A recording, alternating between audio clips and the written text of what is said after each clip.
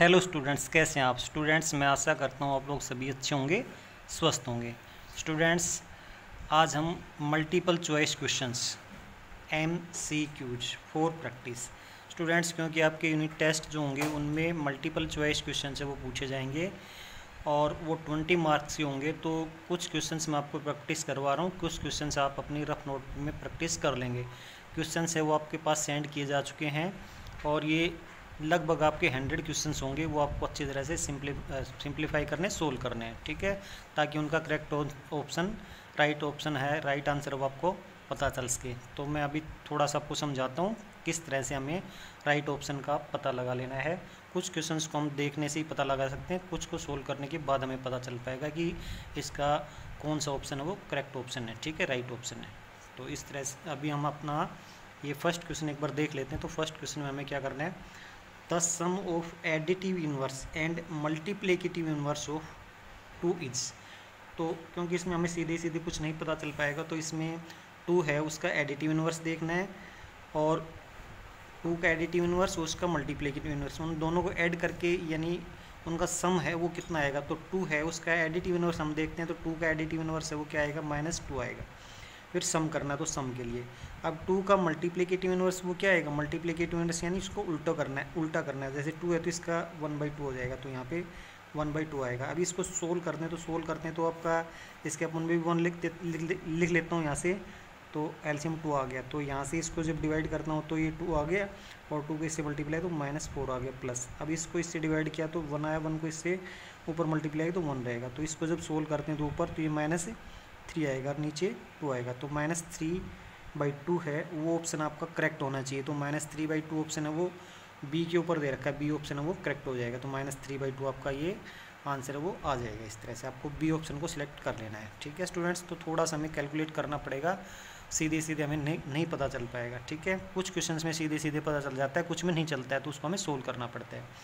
अभी सेकंड जो है उसमें हम देख लेते हैं, सेकंड MCQ जो एडिटिव इनवर्स ऑफ -3/4। तो -3/4 है, इसका एडिटिव इनवर्स बताना है। तो इसका तो क्लियर है, ये तो आपको देखने से ही पता चल जाएगा, क्योंकि -3/4 है, इसका एडिटिव इनवर्स जब हम देखेंगे तो एडिटिव इनवर्स इसका क्या रहेगा, इसका साइन चेंज करना होता है। तो इसका साइन चेंज कर दूंगा मैं, तो क्या आएगा 3/4 आएगा।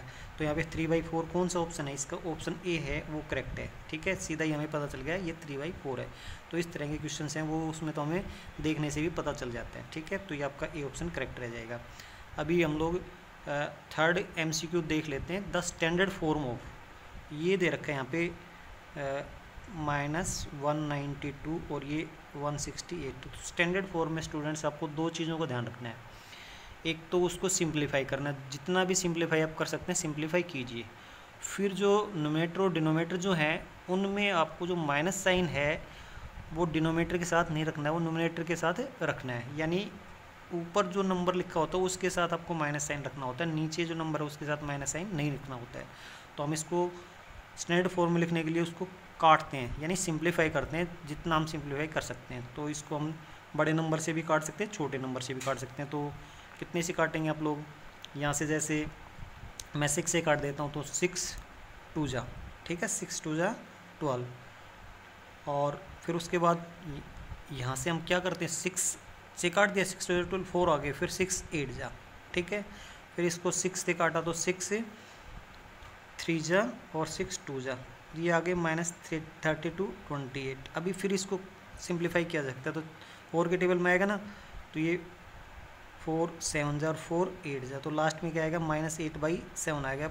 बड़े नंबर से भी इसको काट सकते थे, 24 से सीधे भी कट जाता है, लेकिन अगर आपको टेबल अच्छी तरह याद नहीं है तो आप छोटे नंबर से भी इसको सिंप्लीफाई कर सकते हैं। यानी आपको सिंप्लीफाई बिल्कुल ठीक करना है, चाहिए आपको टेबल बहुत ज़्यादा नहीं आती है, कोई बात नहीं, छोटे नंबर से काट करके कर लेना है, थोड़ा टाइम लग जाएगा लेकिन आपको राइट आंसर का पता चल जाएगा। तो इसमें हमारा कितना आएगा, -8/7 आएगा। तो -8/7 है वो कौन सा ऑप्शन आपका, ऑप्शन बी है। तो ऑप्शन बी है वो करेक्ट हो जाएगा, ठीक है स्टूडेंट्स।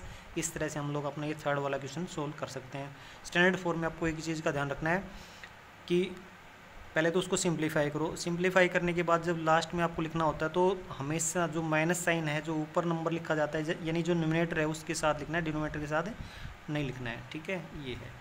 उसके बाद हम लोग अपना ये फोर्थ क्वेश्चन देख लेते हैं। तो फोर्थ क्वेश्चन में 0.75 when represented as a rational number is, जब ये कह रहा है कि ये डेसिमल फ्रैक्शन है, इसको रैशनल नंबर की फॉर्म में अगर लिखा जाए तो कैसे लिखा जाएगा, उसमें कौन सा ऑप्शन इसका सही बन पाएगा। तो हम लोग यहाँ से देख लेते हैं। तो यहाँ से हमने लिखा 0.75, तो इसको जब हम सोल्व करते हैं तो इसका जो पॉइंट हटाएंगे तो यहाँ पे 75 और बाई ये जो पॉइंट हटाते हैं इसके लिए हम 1 लिखते हैं, और ये जितने डिजिट होते हैं उसके लिए 0 लिखते हैं। ये 0 हो गया। अभी आपको बड़े नंबर की टेबल याद है तो बड़े से कर देना, छोटे की टेबल है तो छोटे से। तो हम 25 की टेबल पढ़ते हैं, तो 25 3 जा और 25 4 जा, तो ये क्या आ गया 3/4। तो आपका ऑप्शन है वो 3/4 है, वो करेक्ट होना चाहिए। तो ऑप्शन 3/4 कहाँ है, ऑप्शन 3/4 है वो आपका सी ऑप्शन है। तो ऑप्शन सी इज करेक्ट, जिसमें 3/4 लिखा हुआ वो ऑप्शन आपका करेक्ट ऑप्शन रहेगा। ठीक है, तो स्टूडेंट्स इस तरह से हम लोग अपना फोर्थ क्वेश्चन कर सकते हैं। अब स्टूडेंट्स हम लोग अपना फिफ्थ क्वेश्चन कर लेते हैं, क्योंकि फिफ्थ क्वेश्चन है इसमें सोल्व ही करना पड़ेगा, सोल्व किए बिना आपको राइट आंसर का नहीं पता चल पाएगा। तो हम लोग यहाँ से देख लेते हैं, what number should be added to, ये कह रहा है कि इस नंबर में कौन सा नंबर ऐड कर दिया जाए कि आपका ये बन जाए। ठीक है, तो हम लोग क्या करते हैं, what number should be added to, तो हम मान लेते हैं x है वो ऐड किया जाना चाहिए। तो किस में करता हूँ मैं, 7/12 में, और x जो है वो रिक्वायर्ड नंबर है और उसमें 7/12 प्लस कर दिया तो हमारा नंबर क्या आता है, हमें गेट क्या होता है, 4/15 होता है। तो ये हो गया। तो अभी इसको सोल्व करने के बाद हम x की वैल्यू निकालते हैं। तो x हमारा ये रहेगा, ये 4/15 तो यहाँ पे है ही, और ये 7/12 है, ये इधर जाएगा तो ये माइनस का हो जाएगा, तो ये 7/12। अभी x की वैल्यू हम निकाल लेते हैं। तो यहाँ पे एलसीएम कितना आएगा आपका, 60 आ जाएगा। आपका एलसीएम यहाँ पे 15 और 12 का एलसीएम आपको करके देख लेना, वो 60 आता है। तो यहाँ पे थोड़ा सा जल्दी बता रहा हूँ, तो ये कितना आ रहा है, ये 60 आएगा। तो 60 एलसीएम हो गया। इसको डिवाइड करते हैं तो 4 आता है, 4 को 4 से मल्टीप्लाई किया तो 16 आ गया माइनस। अब 12 और 60 को डिवाइड करते हैं तो 5 आता है, 5 को 7 से करते हैं तो 35 आता है। ठीक है, अब इनको माइनस करना है, तो माइनस करना है तो माइनस के 35 और प्लस के 16 है, तो साइन तो आएगा माइनस का, और 35 में से 16 माइनस करेंगे तो ये 19 आ गए। ठीक है, और 60 इसके नीचे आ गया। तो आपका जो ऑप्शन है वो x इज इक्वल टू -19/60 आ रहा है। तो ये -19/16 को -19/60 कौन सा ऑप्शन है आपका, ये ऑप्शन ए है। तो ऑप्शन ए है वो आपका करेक्ट ऑप्शन हो जाएगा। तो स्टूडेंट्स इस तरह से हम लोग ये जो MCQ मिलेंगे हमें उनको थोड़ा सा सिंप्लीफाई करना पड़ेगा, और सिंप्लीफाई करने के बाद ही हम राइट आंसर का पता लगा सकते हैं। तो ये आपको प्रैक्टिस कर लेने हैं, और बहुत ही अच्छी तरह से स्टूडेंट्स प्रैक्टिस करना है इनको। स्टूडेंट्स अभी हमारा होमवर्क का टाइम हो गया, तो होमवर्क में आपको क्या करना है, रिवाइज MCQs, जो आपको MCQ दे रखे हैं वही आपको रिवाइज करने हैं। और MCQ की फ़ोटो आपके पास मैंने सेंड कर दी थी, अगर फ़ोटो आपके पास नहीं है तो वो मैं फ़ोटो सेंड कर दूँगा। ठीक है, थैंक यू स्टूडेंट्स।